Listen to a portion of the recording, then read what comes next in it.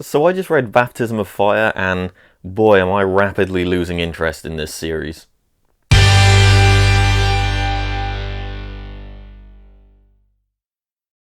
It's probably not a good sign that I had to look up plot synopses to even remember what happened in the previous books, but with this one, I think I can sum it up in about 3 sentences. What does Ciri do in this book? Nothing. What does Yennefer do in this book? Nothing. And what does Geralt do in this book? A whole fucking lot of nothing. Well, not nothing exactly, but nothing important. Every single chapter that Geralt has in this book is basically another random encounter. He meets a group of dwarves and travels with them for a while. He meets a herbalist guy who turns out to be a vampire. He finds a group of people about to burn someone for being a witch and tries to stop them. He gets captured by some random army on suspicion of being a spy and then escapes. None of this advances the plot, and none of this gets him any closer to his goal. Geralt's goal at this point in the story is to find and rescue Ciri, and by the end of this book, he's literally no closer to doing that than he was at the beginning. The only thing that really changed for him in the course of this book is that he's picked up a couple new companions. The vampire Regis I mentioned earlier, and Cahir the Nilfgaardian soldier who's been haunting Ciri for a while. I'm sure that guy will probably be important later on, but he didn't do anything here. And then there's Milva, who I imagine probably won't be continuing on with the rest of the party due to the whole pregnancy thing, which is a topic I don't even want to fucking touch. Yennefer gets all of one chapter in this book. We find out that during the coup battle at the tower, she was transformed into a little figurine and snuck out and has basically been stuck that way in however many weeks or so it's been since then. And after being revived, she gets invited along to this secret conclave of mages that she wants nothing to do with and manages to escape, and that's basically it for her. And then there's Ciri, who doesn't even get a whole chapter. All we see of her are little glimpses from dreams and such, where it's just checking in. She's still with the rats, doing bandit things, killing and fighting, and that's pretty much it. She doesn't really do anything. And then there's all the other crap going on in the background. The secret group of mages being put together seem to get a fair bit of time devoted to it for some reason. Now, this group of mages is being put together by all women, and the logical explanation for that is that they need to be serious and logical, and men are too emotional for this sort of thing. Very funny, Sapkowski. You really subverted my expectations there. That was a great, great joke. And this group is made up of, let's see, Triss was there, Philippa, Margarita, Tissia, no wait, she died.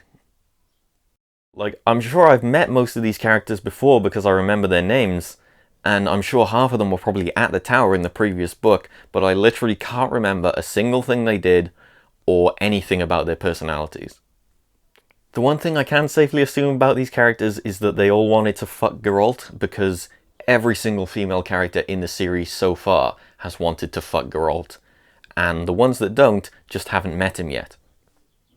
But anyway, the point of this group being put together is they want to form a group of mages from different countries on different sides that are going to be working together to looking out for their own interests and, the interests of mages and magic, rather than serving kings and empires. It seems a little weird to me how many of them are happy to go along with it, considering one book earlier they were all literally killing each other. And some of the people in this group were like directly responsible for what happened at the tower, which led to many mages dying. But whatever, they're all friends now, and their main goal appears to be making Ciri the queen of all the Northern Kingdoms. So, see where that goes, I guess.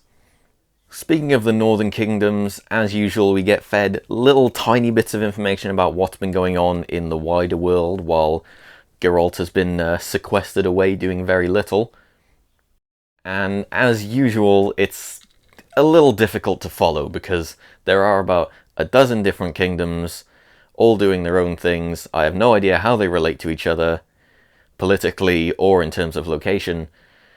We never really spend any real time looking into it, we're only just fed these little bits of information.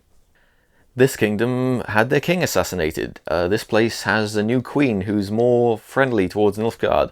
This place is still fighting Nilfgaard because they're invading. This place has formed some kind of temporary peace with Nilfgaard, so they're not fighting at the moment. It's all stuff just happening in the background that never really seems to affect our main characters. They're always just kind of moving through it. These events never really feel that important or weighty. It just seems like they're required to happen in order for there to be some plot for the characters to go through. And the squirrels are also still a thing, apparently. We get one scene from the leader of the squirrels where he's literally just describing to a Nilfgaardian agent the events that happened at the tower in the previous book, and reassuring them that they also still don't know what happened to Vilgefortz and Rience, who have been kind of missing since then, and no one knows where they are, and everyone's been looking for them. The way I'm describing this sounds really disjointed and messy, but that's basically how this whole book felt to me. There are also some parts of this book that just had a really weird presentation.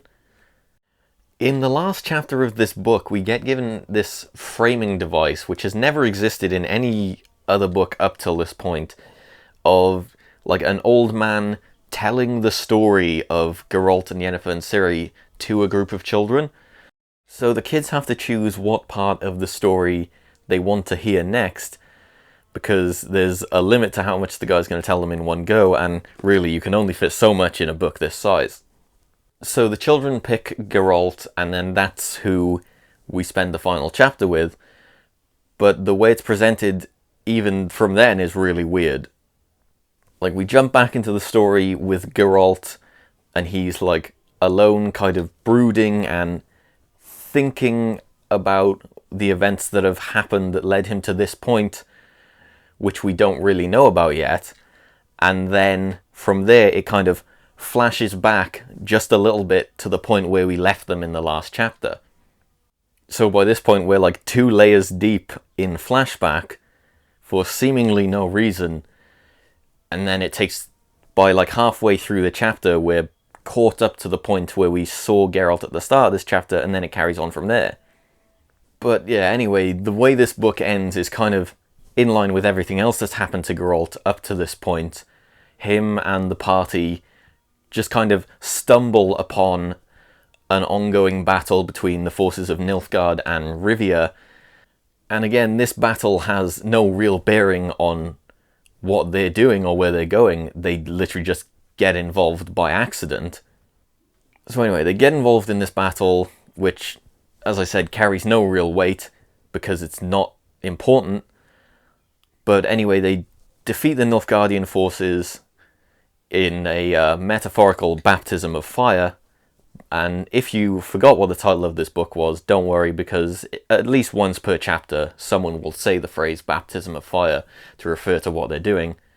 And so, as a way to thank Geralt for his help in the battle, the Queen of Rivia knights him as Geralt of Rivia. And ha ha ha, isn't that funny? That's the name he was already using, but now it's an official title. And then it just kind of stops. That's it. There's only 2 books left in the main story, and I have already bought them, so I will finish it, but I'm not really looking forward to it.